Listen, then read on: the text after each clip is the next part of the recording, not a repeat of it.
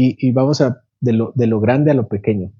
Vimos un panorama sobre qué es la Biblia en general, de qué trata la Biblia, el argumento general, y después hicimos una revisión libro por libro, o sección por sección, libro por libro, sobre su tema específico, y ahora vamos a ir un poco más profundo y vamos a analizar los géneros literarios de la Biblia. Mencionamos que eran tres, que son, ¿cuáles son?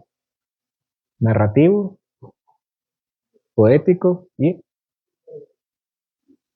ese es el narrativo.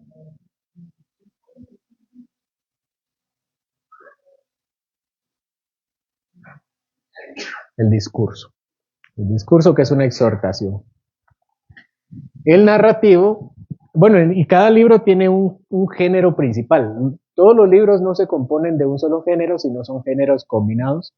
Y los libros tienen géneros principales y vamos a estudiar el género narrativo, donde ya revisamos el argumento, es decir, de qué se trata, es analizar de qué se trata, los personajes, es decir, de quién se trata, y ahora el contexto, que es cómo, el cómo. Y hay por lo menos tres tipos de contexto. El primer contexto es el contexto espacial. ¿Qué significa espacial? Contexto espacial. De el lugar. Y el lugar tiene, de hecho, varias implicaciones. No solamente se refiere a la localidad, sino a todas las circunstancias relacionadas con un espacio. A todo eso se refiere. Y vamos a revisar algunos versículos que nos van a dar un ejemplo sobre el análisis del contexto. Vamos a ver, yo no sé si ustedes recuerdan, vamos a ver el primer ejemplo, el de Jesús y la mujer samaritana.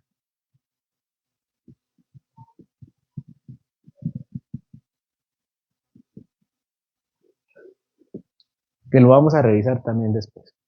Jesús y la samaritana. Hay una conversación que resalta, hay una parte de la conversación que resalta de todo lo que hablan ellos. ¿Dónde está, en qué capítulo está, en qué texto está esta historia? En Juan capítulo 4. ¿Y cuál es el versículo que resalta de esta historia? Para mí, puede ser invocado no solo en su lugar. ¿Y cuál es el texto, el versículo? Dios es espíritu. Exacto. Es el 4. Capítulo 4, sí. Y ese es el texto más emblemático, ¿verdad? Dios es espíritu y los que le adoran es necesario que se acerquen en espíritu y verdad. ¿Qué tiene que ver esto con el espacio? ¿Cuál es la correcta forma de interpretar este texto? Muchos dicen que lo que el Señor está sugiriendo acá es que la adoración de Él no se limitaba al templo, sino a cualquier lugar. ¿Era realmente lo que eso quería dar a entender Jesús? ¿Ustedes qué piensan?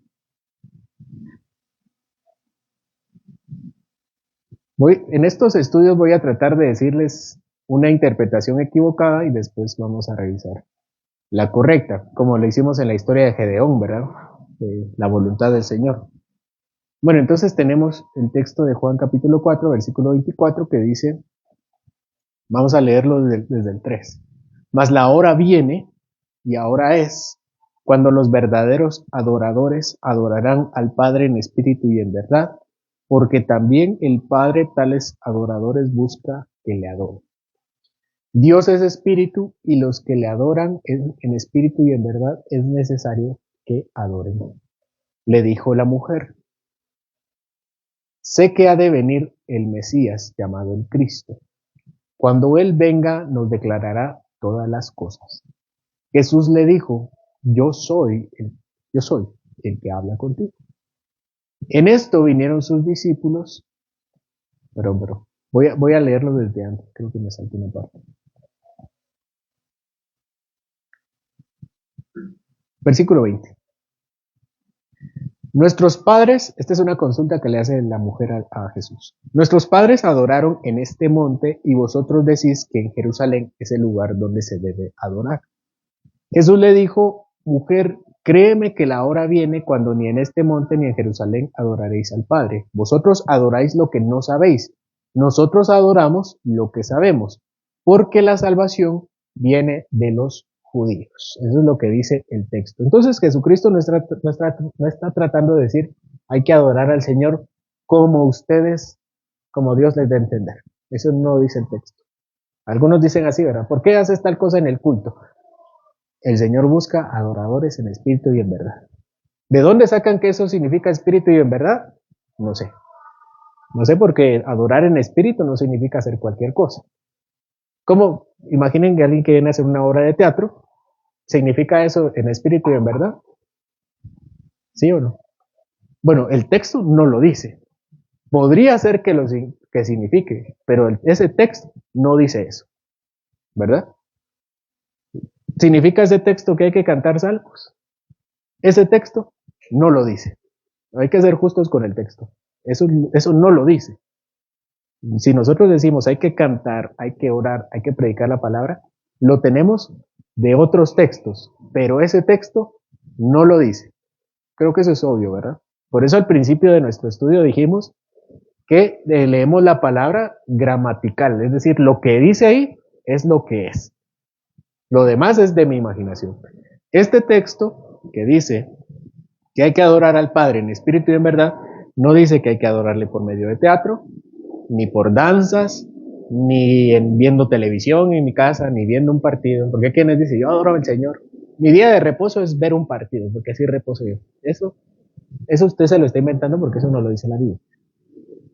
¿Verdad? Hay que ser justos con esto, al menos con este texto. Ese texto no justifica eso. Dice, en espíritu y en verdad. Eso es lo que dice. ¿Qué significa en verdad? Que corresponde con la realidad. Eso significa verdad. ¿Qué significa en espíritu?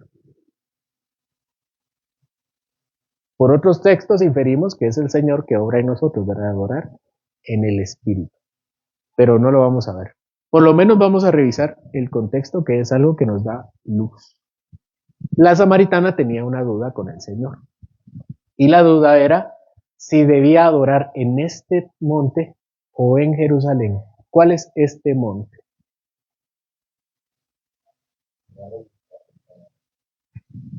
¿Cuál es?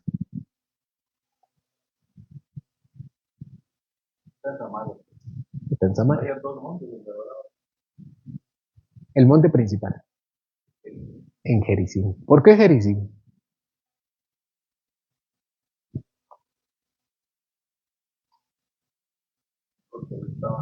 Porque ahí adoraba.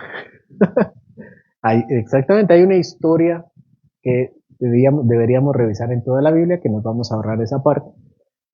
¿Cuándo nacen los samaritanos?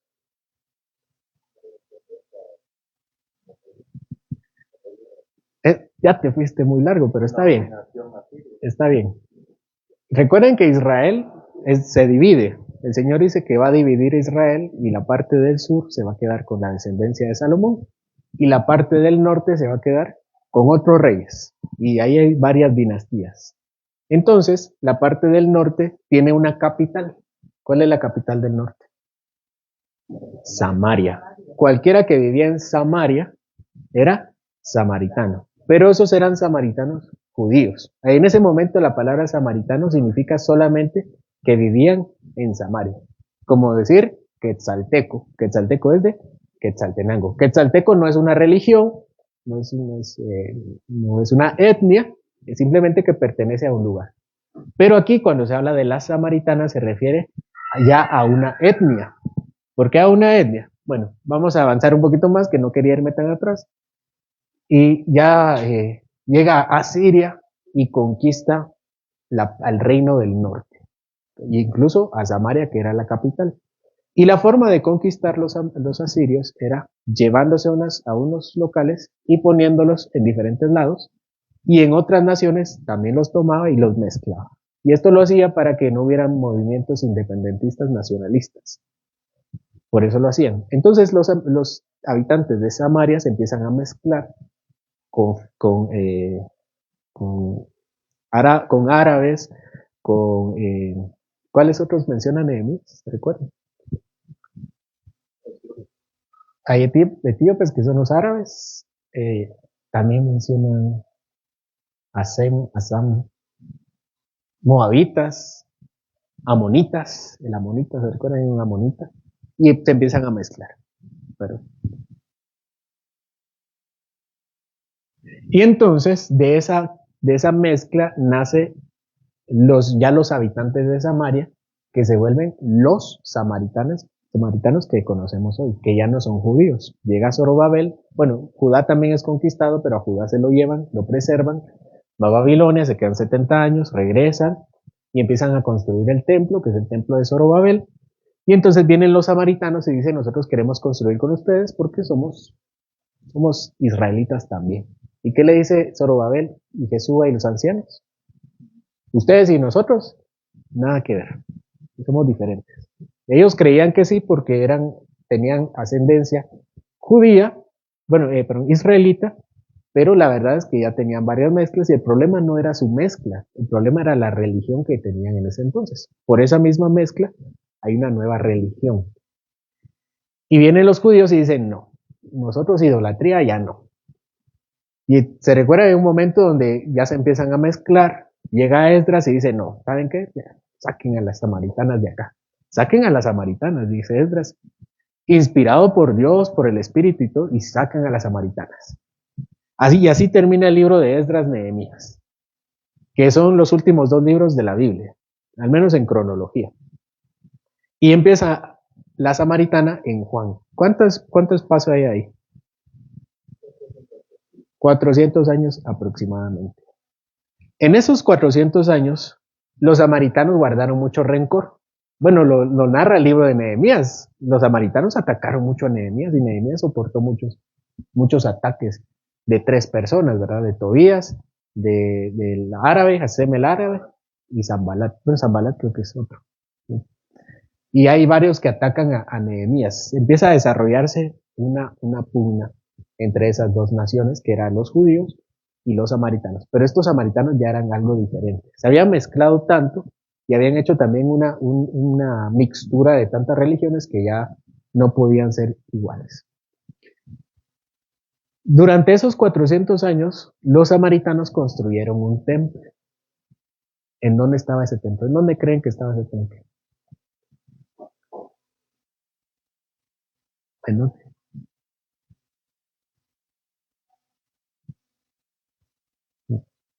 ¿En dónde? En Jericim. Y empezaron a adorar ahí porque como ya no podían adorar en Jerusalén, donde estaba el templo, ellos hicieron, ¿sabe qué? Vamos a hacer nuestro propio templo. Y empezaron a adorar ahí. Y empezaron a usar la Biblia y adaptaron algunas partes de la Biblia, pero no toda la Biblia, solo la Torah, es decir, Génesis, Éxodo, Levítico, Números y Deuteronomio, era la Torah. Y hoy se conoce como el Pentateuco samaritano, porque ellos lo tomaron y dijeron, lo demás no. ¿Por qué creen que lo demás no lo aceptaron?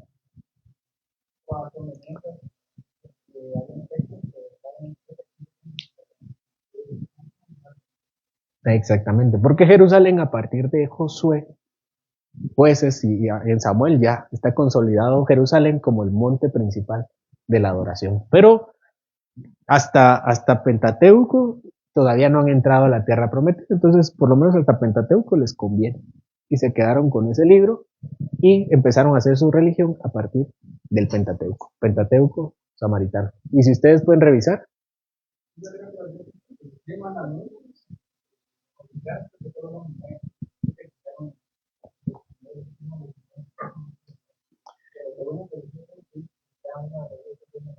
el último mandamiento le agregan una parte que dice que se adore en Jericim. Eso dice. Se hace una referencia al monte Ebal y dice, los samaritanos dicen, vamos a no tachar, sino lo vamos a poner de menos y vamos a poner en preeminencia al monte Jericim, precisamente en el Decálogo. Pero bueno, levitas no tenía. eran samaritanos. Supuestamente, seguramente inventaron que ahí había algunos sacerdotes, pero lo hicieron a su conveniencia, especialmente porque como no hay templo, debe haber tabernáculo. No vamos a analizar a la religión samaritana. Pero esto es importante, porque entonces los samaritanos y los judíos tienen una pugna. Y entonces ya entendemos cuál es la duda de los samaritanos. Los samaritanos tienen una religión diferente partiendo de un libro que es similar, porque si uno le agrega y le quita cosas, ya no es el mismo. Y viene ella y le hace la pregunta a Jesús. ¿Por qué le hace esa pregunta a Jesús? ¿Por qué no va a la Torah? Seguramente ya conoce eso porque sabe que en Jericín se adora. ¿Por qué creen que la samaritana le hace la consulta a Jesús?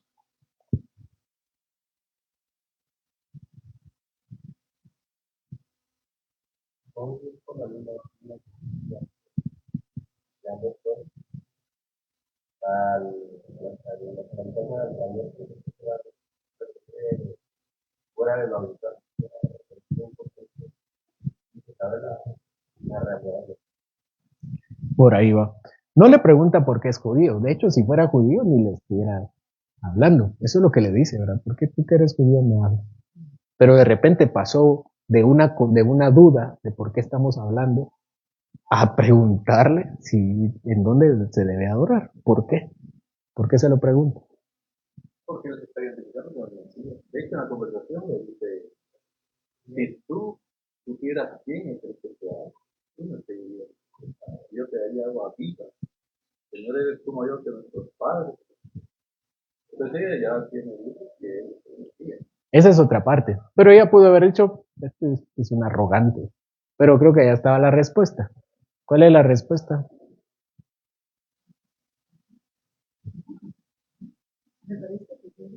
¿Por qué se lo dice? Porque Ahí está. Eso fue lo que a ella le impresionó. ¿Qué le dice acerca de su marido? Mire, el que tienes ahorita no es tu marido porque has tenido otros maridos. Entonces ya le sorprende y dice, este es profeta. Y por eso el texto dice que si él es profeta, que le diga, ya se dio cuenta, ya que él es profeta, que le diga dónde se adora. ¿Y dónde le dice Jesús? Antes de eso, ¿qué le dice?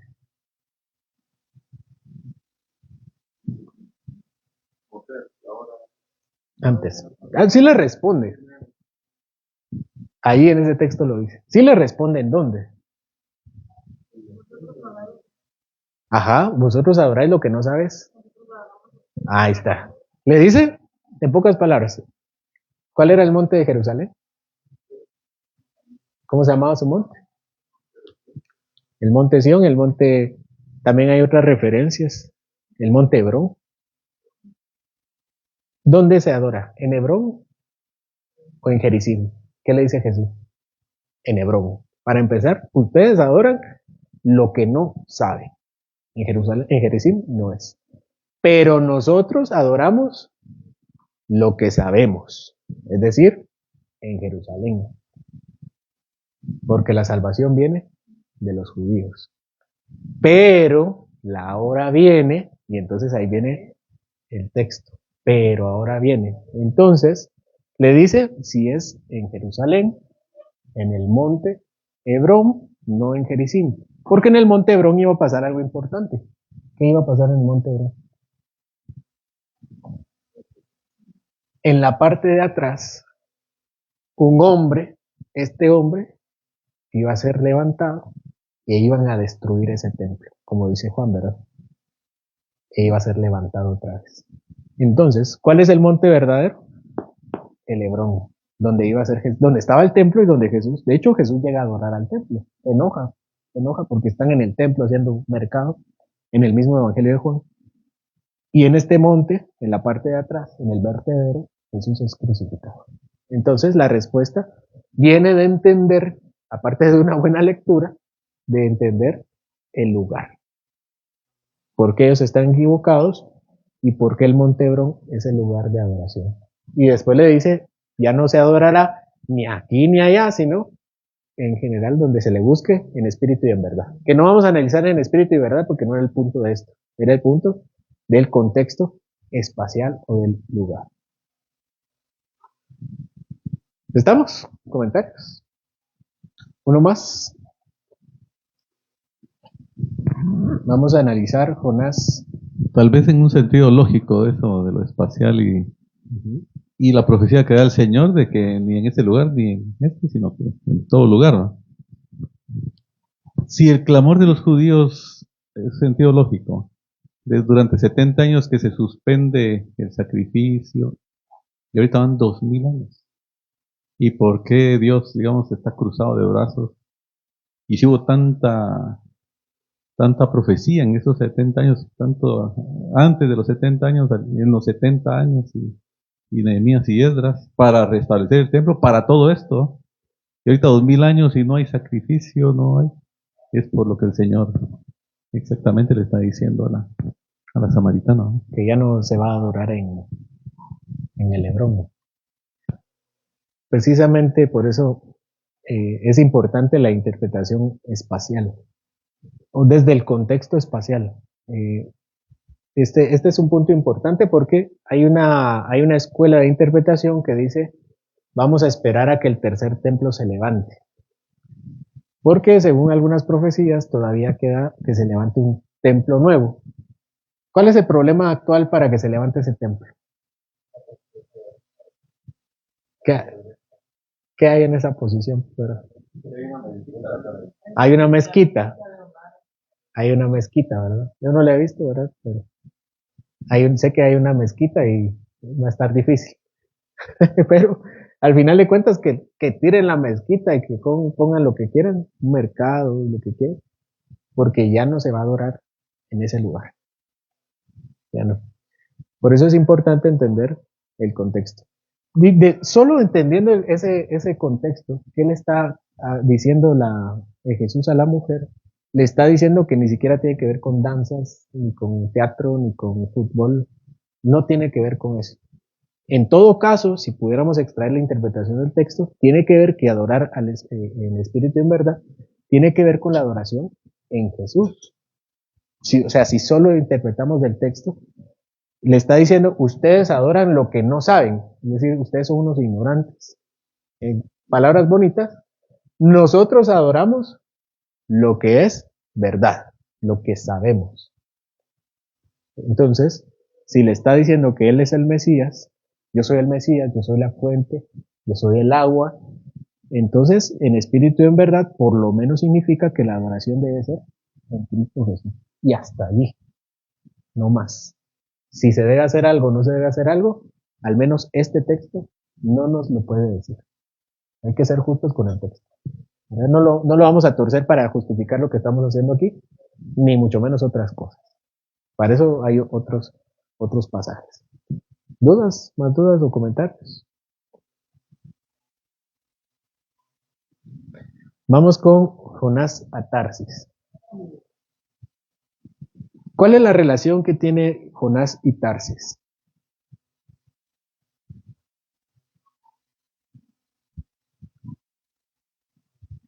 Físicamente ninguna. ¿Por qué físicamente ninguna? Porque no llega. No llega a Tarsis. En la historia, si recuerdan, Jonás era un profeta rebelde que el Señor le dice de Asiria. Aquí estaba Israel. ¿Dónde estaba Asiria? Bueno, Nínive, ¿verdad? Que es la capital de Asiria. Arriba y por tierra. Aquí, vamos aquí el imperio asirio. ¿Y dónde está Tarsis? Entonces, Jonás tiene que salir. Él, por cierto, Jonás era del reino del norte, recuérdense que está dividido. Para el tiempo de Jonás ya hay una división y Jonás profetiza en el reino del norte y tiene que venir para acá. ¿Y qué hace Jonás? Vamos a ir exactamente para el otro lado. Yo podría haber agarrado para acá, y el Señor me hubiera podido jalar, ¿verdad? Sí. Lo que va a hacer es hacer exactamente lo opuesto de lo que Él me dice. A veces cuando uno desobedece trata de ser sutil, ¿verdad? Me dice vaya para allá y yo me voy a tardar un poco para no hacer caso. O sea, así voy. Te dije que fueras para allá. Ya voy, ya voy. Muy tranquilo, pero ya voy. Pero Jonás sí. Jonás. Vaya corriendo para acá, corriendo para el otro lado. Pero eso no sirve para entender la clase de desobediencia de Jonás. Que otra vez, yo les dije en el sermón de la mañana, Asiria no estaba jugando a los trocitos con Israel. Ellos estaban sometiéndolos. Así que Jonás no quiere ir acá, no porque no quiera que el evangelio sea predicado, sino porque ellos están torturando a sus hermanos. No lo justifico, pero veamos que ese es el contexto. Llevando los contextos como que la primera manita israelita que vaya y le lleve ese mensaje a los palestinos. A los palestinos o a cualquiera de los árabes. Ahorita acaban de bombardear una secta de Irán, ¿verdad? Protegida de Irán.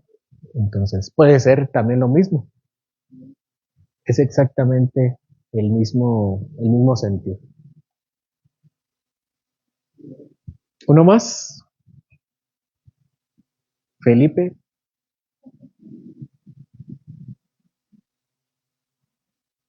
Y el eunuco etíope. ¿Cuál es la historia de ellos? Felipe es un diácono que es rápidamente llevado a ser evangelista. El evangelista, dice Hechos. ¿Y cuál es su relación con el eunuco? En este momento ninguna. ¿Cuál llega a ser la relación? Exactamente, ¿verdad? El Espíritu Santo lo lleva con el eunuco a enseñarle una palabra, agua para bautizarlo. Nosotros ya lo revisamos, que este bautizo precisamente lo que nos dice es que no pudo haber sido por inmersión, que tal vez lo que encontraron era un charquito. ¿En qué momento iba a ser inmerso Felipe? En ningún momento. Yo digo el eunuco.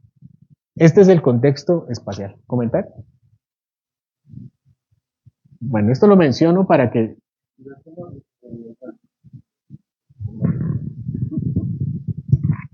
Quizás solo, quizá tomar en cuenta que quizá el viaje de Felipe fue largo, pero fue mucho más largo el viaje de Etiopía. ¿Por qué? O...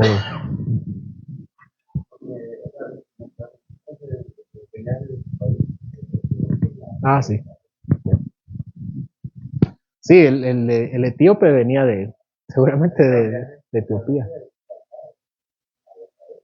Sí, al punto de que tenía tiempo para leer el libro de Isaías, que es un gran rollo. No sé si han visto los rollos, pero uno de los más grandes es el rollo de Isaías. Bueno, vamos con el contexto, el segundo contexto, que es el contexto temporal. Tiene que ver con entender en qué época, en qué era, en qué hora del día está sucediendo todo lo que se narra. Bueno, vamos con la exhortación de nuestro Señor.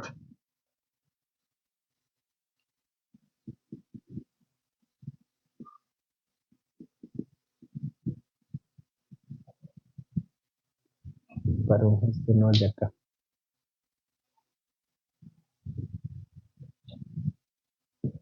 Vamos a ver el desafío de Elías.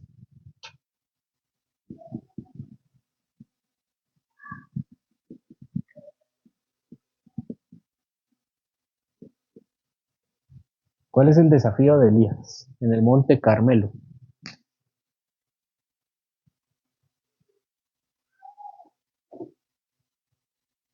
Invocar a la familia. Porque defender a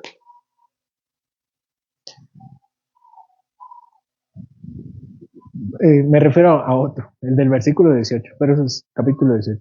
Ese es un buen desafío. Dice el texto, Primero de Reyes 18, 1, 2, aconteció que después de muchos días vino palabra de Jehová a Elías en el tercer año diciendo, ve, muéstrate a Acab y yo daré lluvia sobre la faz de la tierra. Y fue Elías a mostrarse a Acab y el hambre era grande en Samaria. Otro dato importante es que Elías es un profeta como Jonás, del reino del norte, cuando Samaria todavía no eran de los samaritanos, sino era israelita. Bueno, dice este texto, este texto se sitúa en un contexto temporal. ¿Cuál es el contexto temporal que menciona el texto?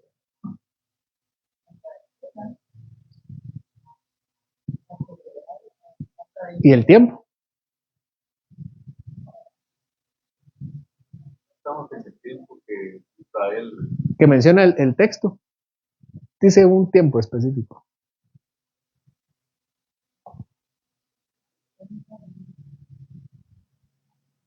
Ajá, ahí está. Ya están en el final de una época que es el tercer año del rey Acab. ¿3 años de qué? De hambre, de sequía.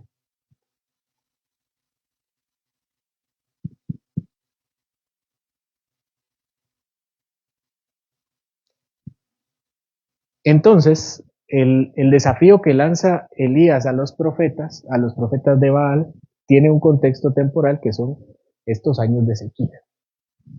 Por eso es importante no solamente ganar el desafío, sino que eso fuera importante para el pueblo de Israel.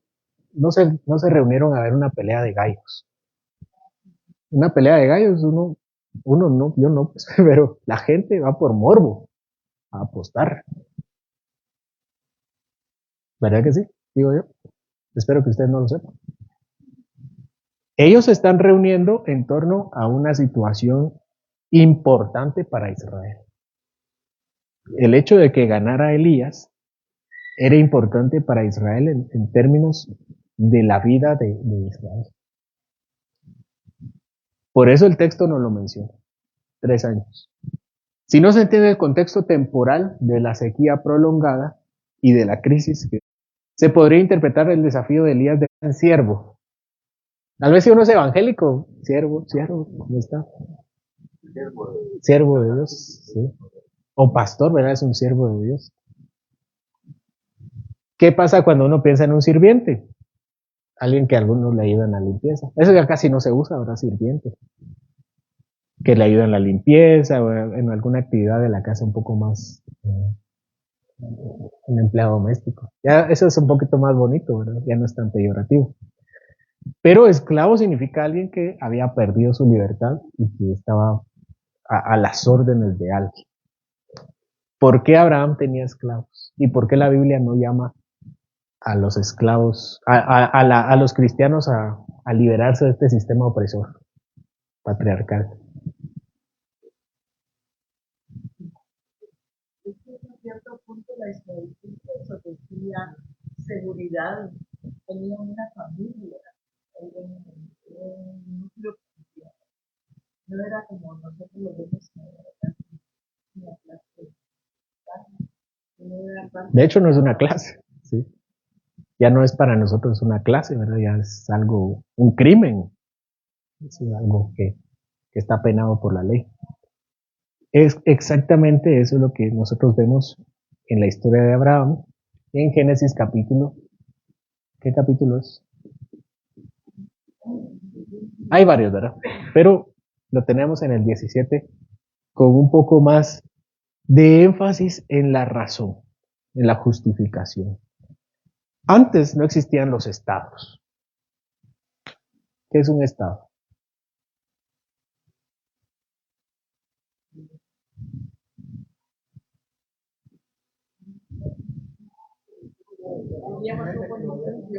Es un territorio organizado que tiene instituciones de gobierno. Eso es básicamente. Hay una sociedad, un territorio y un gobierno. Entonces, todos nos ponemos de acuerdo para poner gobernantes y los gobernantes toman ciertas decisiones. Los gobernantes han puesto el ICS, han puesto el Ministerio Público, han puesto tribunales y eso es para la organización y protección de los habitantes. Todos estábamos de acuerdo en la constitución del Ministerio Público. ¿Alguien votó para el Ministerio Público? Nadie. Pero es una situación social. Es decir, que a todos nos compete esa decisión. Y todos participamos tanto de las dificultades del Ministerio Público como de sus beneficios. o, o también del IX, ¿verdad? Hay quienes no pueden pagar un seguro privado, el seguro social. Hay quienes no pueden pagar un abogado defensor, ahí está el Instituto de la Defensa Pública Penal. Entonces tenemos situaciones así que no existían en este tiempo. El Estado es bastante moderno, tendrá unos 3 siglos. ¿Qué existía en este tiempo? Bueno, por lo menos ahí en el contexto ahora ya estaba Babilonia, que es de donde él viene, de Babilonia, y Egipto, que también era. Cuando él va ahí sí hay casi ahí. Pero aquí en esta área eran familias, clanes. Sí, la mayoría. Hay pocas naciones que se empiezan a organizar. En este tiempo, incluso Egipto y Sumeria no son estados como tal, sino empiezan a consolidarse como sociedades un poco más civilizadas. Pero la mayoría de sistemas son sistemas tribales, de tribus, es decir, de familias. Y por eso nosotros tenemos un sistema aquí. ¿Quiénes son los esclavos?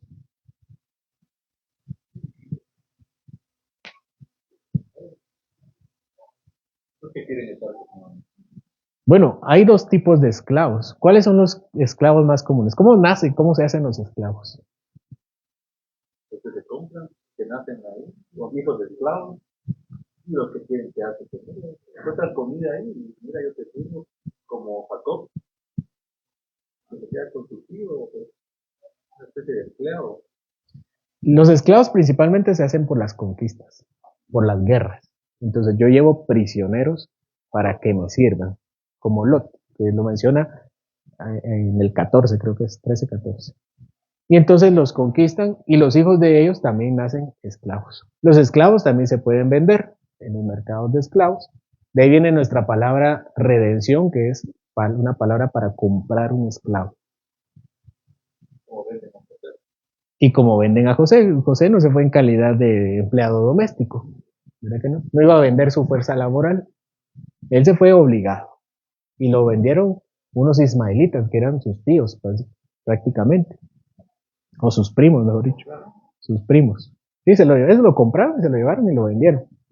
No dice que no, los ismaelitas que se llevaron a José no eran una agencia de trabajo, era una agencia de blancas, porque el esclavo podía prostituirse.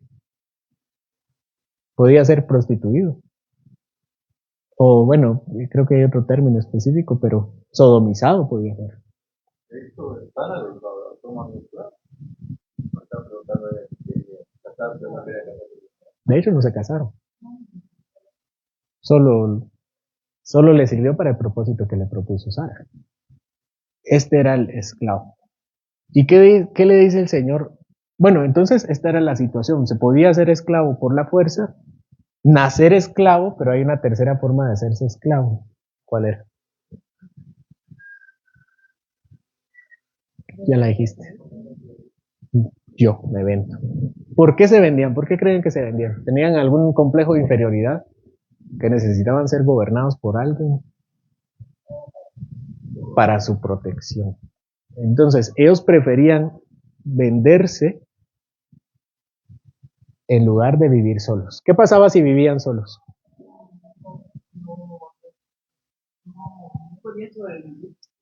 Podía que murieran, pasar hambres, pasar dificultades, podían ser llevados como esclavos. Imagínense que hubieran encontrado otra tribu, se lo hubieran llevado como esclavos, y sí les pudo haber pasado de todo, ser sodomizados, torturados y cosas así. Entonces, los esclavos a veces decían, yo me quedo con mi amo para servirlo, porque era su estado, era su protección. Y el Señor le da, entonces, nosotros como vemos los esclavos es diferente, es alguien que lo aprisiona y le obliga a hacer estas cosas.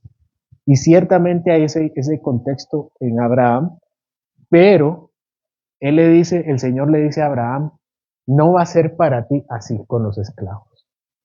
Y eso está en Génesis 17. ¿Cómo van a ser los esclavos para Abraham? Van a ser su familia.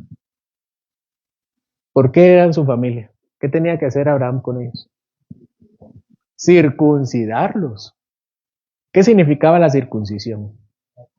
Ser parte del pueblo de Dios. Era la parte laboral, si quieren verlo así, pero eran parte del pueblo de Dios. Y el Señor le dice a su pueblo, trátense bien, ámense los unos a los otros. No se maten, no se vean feos, no se enojen. Así le dice toda la ley. La ley Levítico dice, ámense los unos a los otros. Entonces lo que le está diciendo es que no vamos a cambiar la clase social. El Señor no vino a cambiar las clases sociales. Vino a redefinir toda la estructura de su pueblo. Ellos eran una comunidad del pacto. Habían padres, hijos, madres, mujeres, hermanas, extranjeros, viudas, huérfanos y esclavos. Pero todos se tenían que preocupar uno por el otro, amar uno al otro, beneficiarse los unos a los otros. Debían prestarse dinero sin intereses. Entonces, ser esclavo en Israel, en teoría, era mejor que estar incluso en una iglesia hoy. En la iglesia hoy ni se voltean a ver, ni se saludan. No, aquí en teoría la ley dice, ámense, búsquense, preocúpense los unos por los otros. Si hay una viuda entre ustedes, no importa si es esclavo, si es un extranjero, cuídenla. Si hay un huérfano, acójanlo. Esa era, entendiendo que es un esclavo en el contexto social. Entonces ya este texto no nos parece tan malo, al contrario, nos decimos, el esclavo tenía un negocio redondo al ser israelita, porque ya tenía una nacionalidad, una familia, un pueblo. ¿Dudas, comentarios? Solo para enfatizar el asunto del Estado, todavía no, pero todavía no la monarquía, todavía reyes, imperios, que no eran una forma de Como los estados. Pero sí había una élite que siempre estaba encima. Otros grupos que unos beneficiosos, que daban trigo, mientras que la élite de reyes vivían en opulencia y tenían un respiratorio. Y ahí junto a la élite estaban los que pliegan, los que escribían, el arte, y todo eso se desarrollaba ahí en la élite.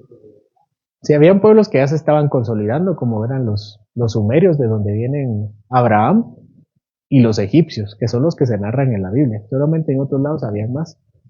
Pero al menos en el tiempo de Abraham, cuando Abraham llega a Egipto, Egipto ya tiene un rey, ya hay una monarquía. Pero no había un ministerio público, no había un INASID que velara por quién fallecía, ¿verdad? Había ver quién a recoger el cuerpo. Imagínense, Moisés mató a alguien, llegó INASID, llegó MP, llegó la policía. O sea, ahí murió. Exactamente. Y no le iban a hacer un juicio, lo iban a matar.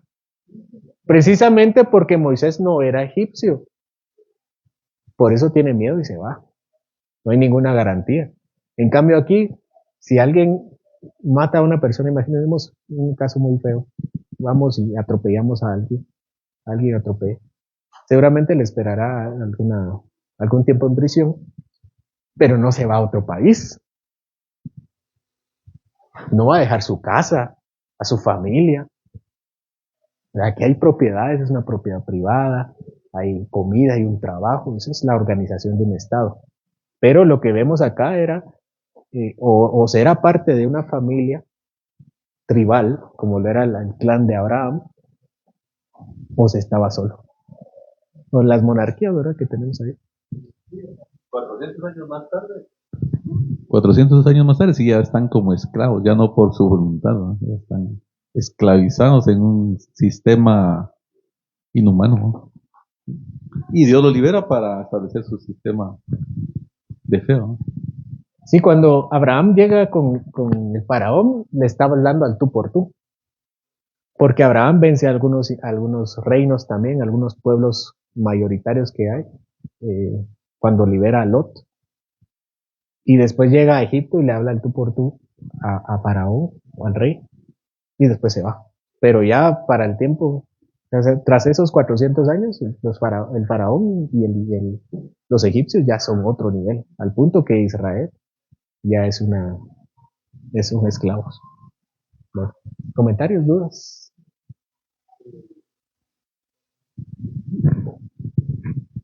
Por ejemplo, hablas de que eso sucedía a falta, por decirlo así, de un Estado.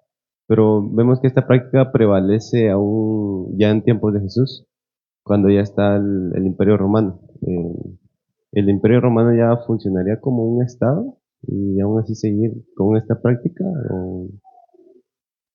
El Imperio Romano era más complejo, pero es un imperio. Roma tuvo tres etapas, que era la monarquía,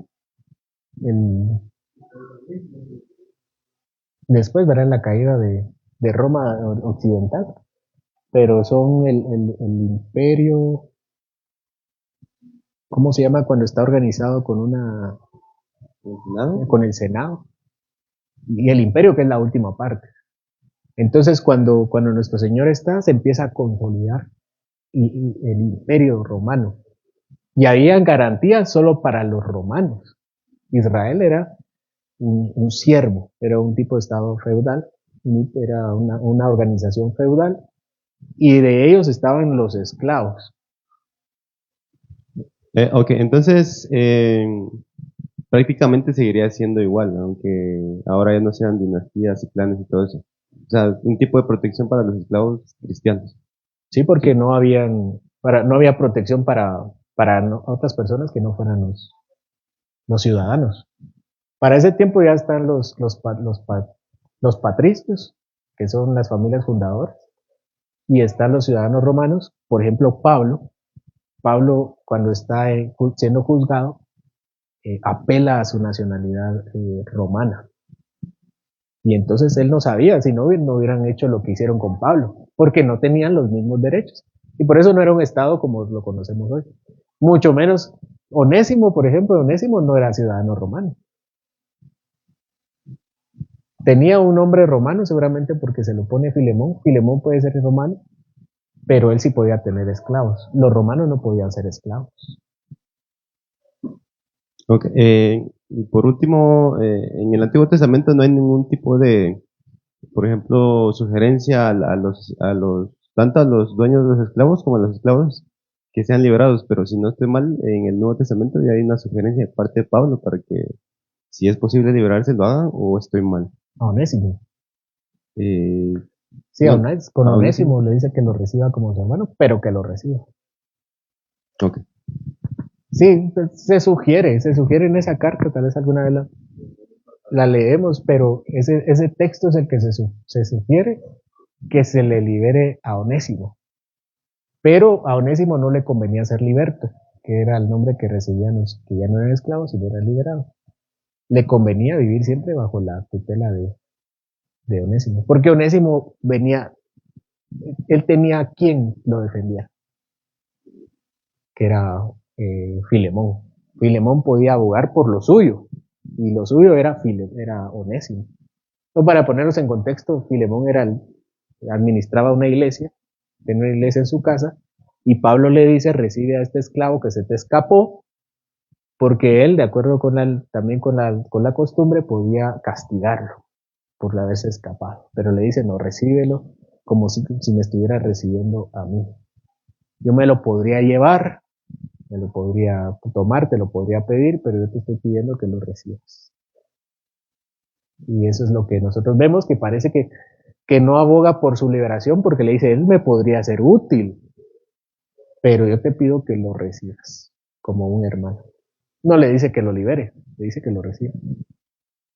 Simplemente a Pablo parece no importarle si es en calidad de esclavo o en calidad de liberto, simplemente le dice, es tu hermano en Cristo. Por eso vemos que la Biblia no condena, a la Biblia no le importa tanto el esclavismo como sistema, como nosotros lo entendemos hoy. Otra cosa que hay que entender, que me estoy entendiendo mucho, es que nuestro pensamiento de esclavismo viene también de la concepción marxista de lo que es el esclavismo, como un sistema económico, materialista. Marx decía que las relaciones que importaban entre los hombres son relaciones materiales. Entonces la relación material primitiva era una relación material de gobernador o de opresor y oprimido. El opresor era el amo y el oprimido era el esclavo. Esa concepción no existe acá. Entonces, para nosotros, ¿quién es amo? Opresor. ¿Y esclavo? Oprimido. No, eso no existía acá. Simplemente no existía el sistema esclavista como lo establece Marx. Para que estas son relaciones más complejas que esa simple dialéctica que establece. Perdón que me extienda en ese punto. Pero simplemente quiero decirles que no podemos exportar nuestro pensamiento, esa dialéctica, esa batalla entre el opresor y el oprimido, esas clases sociales en lucha, a este sistema, porque no existe. Son más complejas. No estoy diciendo que no habían opresores ni oprimidos y que todos vivían en utopía. Estoy diciendo que esa dialéctica simplista no existía, así como lo establece Marx. Prácticamente, por ejemplo, los problemas de nosotros tenemos en esta interpretación son las ideas preconcebidas que ya tenemos de Sí, son ideas anacrónicas. Es decir, que son de un tiempo, nuestro tiempo lo estamos interpretando, nuestros principios de este tiempo son lentes para interpretar el pasado, y no debe ser así. ¿Alguien más? Esto es muy complejo, no vamos a interpretar, no vamos a estudiar por eso mismo hace falta interpretar el contexto, porque las situaciones son complejas. Y el punto que queremos resaltar es, no importa la concepción, si es egipcia, si es romana, si es sumeria, si es china, no importa cuáles son las relaciones sociales que se establezcan. Para el Evangelio hay algo más. Está bien, sean esclavos, pero ámense, son hermanos, son parte de un pueblo. ¿Quieren liberarse? Libérense. ¿Quieren estar adentro? Estén adentro. Mujeres, libertos. Ya no hay eso en Cristo, eso lo dice Gálatas. Sí van a existir esclavos y amos, pero esas barreras de pensamiento ya en el Evangelio no son relevantes. Sí, cabalmente el materialismo histórico trata de sistematizar todo, o sea, una investigación de todas las relaciones sociales de producción, como dice Marx, desde una perspectiva económica, social, ¿no? Sí, materialista. Ajá. Pero nosotros lo vemos desde una perspectiva espiritual. Y es bien interesante porque realmente entonces, lo que sí veo yo siempre es que hay necesario un gobierno, aunque sean tribales, clanes. Vemos el sistema judío, como los padres de las casas paternas, los jefes de las casas paternas, y hay una importancia, como presbiterianos diríamos, ¿no? Tiene que haber un gobierno, no puede, si no es una anarquía, aunque sea una familia, que sean 5 familias en un clan, siempre hay un gobierno. Yo lo mencionaba hoy en la mañana a mi esposa y a Ángela, y veo, fíjense, como un comentario, veo a mi hermana que ya no tiene un hogar, ya son varios hogares. Veo a mi primo que ya no es un hogar el que tiene Choco, sino es un clan. Y veo a Checho con otro mi primo y veo a mi casa también. Pero en el fondo de todo esto es ese gobierno que sea temeroso de Dios. Y por eso Dios los liberta de Egipto, porque ahí llega el pueblo, pero a la idolatría. Y Abraham como un gobierno temeroso de Dios, ¿verdad? O sea, ese es el verdadero enfoque de cómo crecer en el temor a Dios. Y ese gobierno que sea un gobierno alineado al pensamiento de Dios en cuanto al temor y a la verdadera religión, que es nuestro verdadero tema, ¿no? Ese es otro comentario importante, porque el cristianismo no aboga por la utopía de Marx, que era la eliminación de las clases sociales. Clases sociales es un pensamiento moderno, porque le dice a los esclavos, sométanse. A los hijos, sométanse. A las esposas, sométanse.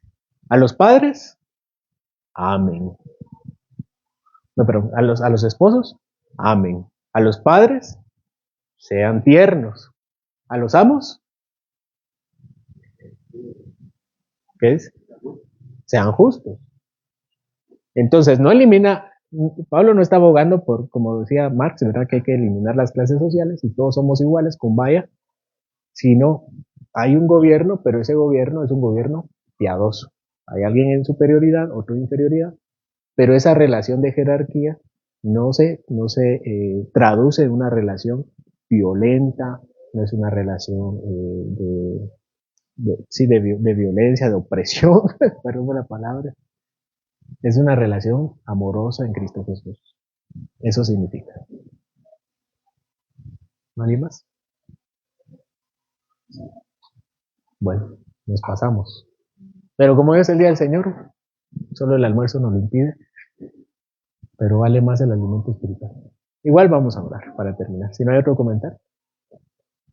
Bueno, Señor, gracias porque tu palabra es profunda, maravillosa y tu evangelio es aún más grande. Que sin importar los sistemas sociales, sin importar la forma en que el mundo ve la sociedad, tú te manifiestas poderosamente en tus hijos y nos permite, Señor, hacer una correcta interpretación, sumergirnos en tu palabra, Señor, ser asombrados por ella. Te pedimos, Señor, que este ejercicio que hemos hecho no sea un ejercicio solamente intelectual, un análisis simplemente frío de la situación, ni tampoco un análisis académico, Señor, universitario tal vez, sino un análisis espiritual, Señor, que nos permita a nosotros entender tu palabra y saber qué significa tu palabra para nosotros, qué tenemos que hacer nosotros delante de ti. Gracias, Señor, porque has puesto tu palabra en términos que nosotros podemos comprender, algunos más difíciles que otros, Señor, pero nada demasiado complejo para nuestro entendimiento iluminado por el Espíritu Santo. Porque has puesto tu palabra en contextos espaciales, Señor, en el tiempo, en el lugar, en una sociedad compleja.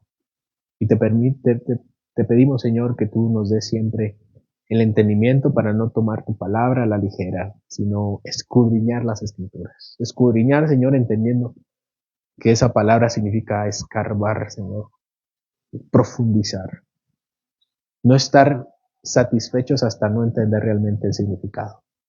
Y nosotros, Señor, no tenemos prisa por leer la palabra, sino tenemos urgencia, tenemos amor, tenemos deleite por encontrarte a ti en la palabra. Y que tú seas nuestro máximo bien, que sea nuestro máximo anhelo y que si hacemos esto, Señor, sea porque deseamos conocerte más y más. Te pido, Señor, que tú bendigas a mis hermanos y nos bendigas en esta tarde, atentos para regresar también en la tarde para adorar tu nombre. En el nombre de Jesús. Amén.